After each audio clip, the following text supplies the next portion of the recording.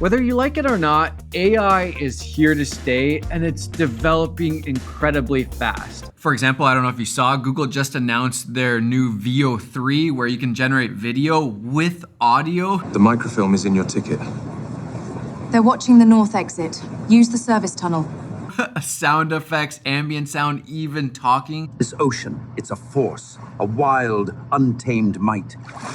Kind of crazy. And then their new flow tool where you can essentially bring in like elements like a character, object, places, kind of like your ingredients for your clips, make a clip and then do a different shot in that same scene. You can extend them.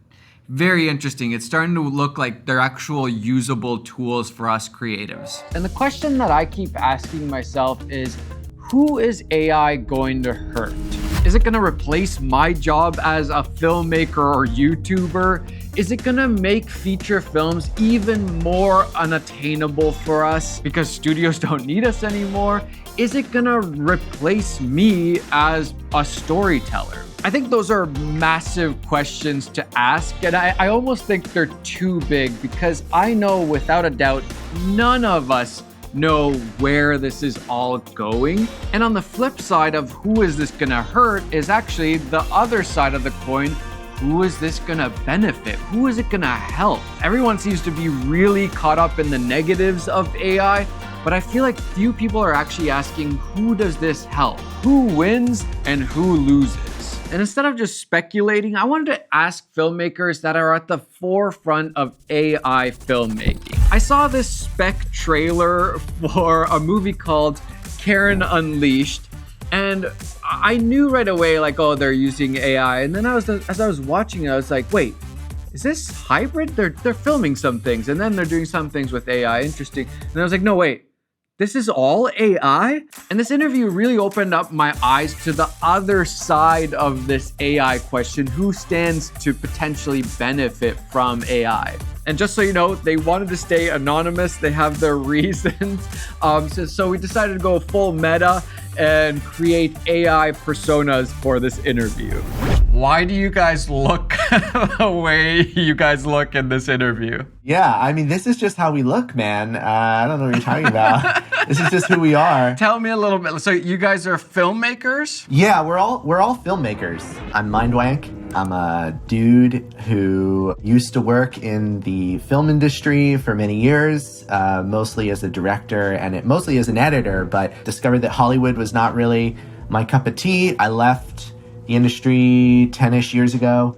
So I'm from Warsaw, Poland. I was born here. I studied at the Academy of Fine Arts. Since like 20 years, I've been working as a creative director in advertising at different agencies. I'm Bowie. I also come from a film background. I've just been making shorts and things my whole life. Went to film school, and I'm just someone with a lot of ideas, and I just always want to be making stuff. So yeah, I'm like these guys where every single day I'm started making images and then animations, and then once the video models came out, it's been nonstop and just making all sorts of fun videos. The number one question people are asking is, what jobs will be replaced? And honestly, right now, I'm not really seeing any jobs being replaced. Don't get me wrong, many jobs will change, and you could argue like, oh, VFX artists are gonna get replaced. And that is kind of true. I now have the ability to do VFX that I could never do before. But I know for a fact that somebody who's a VFX artist with AI could make things that are 100 times better than what I could make. Just like any filmmaker will be able to use the AI video tools, for example, to make better looking videos than somebody who knows nothing about filmmaking. Your knowledge base will transfer to AI. If you are very knowledgeable about film or any topic, I mean, this applies to architecture, it applies to graphic design. If you are very knowledgeable, and it doesn't have to be even a verbal intelligence yet, it could just be a visual intelligence, doing AI you will have an advantage because you'll be able to recognize things that other people have. You mentioned earlier on about the 17-year-old who's waking up and learning to use these tools. I think that's fantastic. I think the 17-year-old who does it now is going to be very, very good in 5 to 10 years. But I think the people who I've seen who are the best at AI filmmaking or AI photography tend to be people who are in their 30s or 40s who have spent 20 years developing a sense of taste, developing a visual vocabulary, and then basically learning how to summon it with this latest tool. And honestly, I don't think AI is going to be making good films or videos all by itself, potentially ever. I think much more it's likely that there'll be like a big hybrid workflow where we generate some things using AI or we add some elements using AI, but then we also just do traditional filmmaking techniques like we always do. In our previous episode of AI or Die, episode 3, we actually had a funny actor perform a skit, which then we turned into AI. I mean, it's amazing. Like, this is like 4 months ago, and the tools have progressed a lot, so it looks a little bit wonky, but it's still pretty good. Like, you have a little bit more expression than the stuff before that. I think that the future stuff that AI or Die makes will include more and more real elements. I think the industry, they're going to push for hybrids and for using AI because of the budget, limitations. So you can shoot an actor in different locations, but then you can kind of wave in scenes that have been made with AI that cost you like $200,000. So instead of that, you can just sit in the editing room and travel there and shoot it and reshoot it and have an unlimited, amount of takes and kind of mix it together. So I think, that's going to happen sooner than later. Now, if you do go full AI like these guys and make the whole project using AI, then yeah, we don't need a camera crew. We don't need set decorating and all that stuff. And then you might think, well, all those people are going to get replaced then. Not so fast. I think maybe for some jobs, but also those people's jobs might just change. So again, I think a set decorator person will be able to prompt and generate sets that are cooler than I could. I thought it was super interesting that the AI or Die guys came up with very specific prompts for the characters and locations, and they would use that same prompt every time they wanted a character to appear in a scene. We have a big document with all like main characters and some of the descriptions. A few sentences that you paste into your prompt in the best models will give you a fairly consistent look. It's really just, a description of what she's wearing, a description of her haircut, a description of her demeanor. These are not paragraph long or page long descriptions. I think if you do that long of a description, you'll just confuse the AI. So you need to present the information simply to it. I could imagine like a costume designer would come up with the prompts for the wardrobe that the characters are using. And then maybe a casting director would come up with the actual character. I think there'll be a lot more room to collaborate with the AI. I haven't seen any examples of AI just replacing everybody and doing a great job. It does a horrible job. But in the hands of experts, I've seen very interesting things be made using AI. Now, if you want to play it safe, I think the job of the director will probably be the last one to get replaced if everything else got replaced. I think we'll always need human curation, human vision, human stories. And I just don't think that AI will ever understand what it's like to be a human. Number 2, is AI going to give more power to studios, the gatekeepers? I think there's a lot of people kind of being alarmist in the fact that, studios aren't going to need filmmakers anymore. That's really bad. And I call BS. I actually think that AI is super scary for the studios and the agencies and the gatekeepers. What if now the incredibly talented filmmakers who have just been waiting and waiting and waiting for their shot to make a feature film can just do it without the studios and the gatekeepers and the agencies and all the big money at a fraction of the cost of what the studios would put into it. The studios are not good at being scrappy and creative. They're the ones who throw money at a problem. And I think AI might actually be the biggest disruption for any gatekeeper in the filmmaking world. You know, there's a lot of people in Hollywood who are interested in this stuff, but aren't quite willing to do anything publicly yet. I think the technology is going to get good enough where you could have essentially an entire movie acted out by one person, change their voice, do different roles, filmed in different ways, and you'll have an actually good, like imagine a movie entirely made by one person or two people, and it'll be actually good because it'll be there. You know, it won't be filmmaking by committee or by private equity. I think in general, the studios and the gatekeepers are not the ones holding all the creative power. That's you guys, the filmmakers. Number 3, I think we should be asking, does this make it easier for humans to make films, or is this replacing humans in the filmmaking process? What if I told you there was a way for you to collaborate with filmmakers around the world, in Europe and Asia and Africa, North America, and you could come together and make something that was way better than any one of you could make by yourselves? Now, how do you feel if I say that thing is potentially AI? I actually think that AI, instead of replacing, I think all this language of replacing and like not needing filmmakers, I think that's just like almost scare tactics. I think much more a new level will be unlocked. So I think right now filmmaking is here, let's say, for example, maybe AI will be able to recreate this stuff like, you know, in the future fairly easily. But now AI plus humans, we can take filmmaking to the next level, to the next phase. And sure, with just AI, you can make movies and things that like we could have done in the past.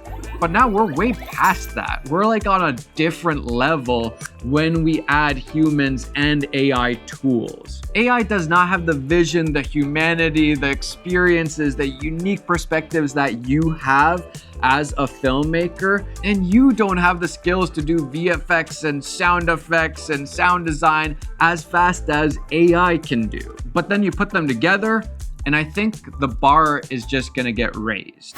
But then is it just gonna kill all the fun and the collaboration? I hear a lot of people saying like, oh, I don't wanna live in a world where we're not on film sets and making films together.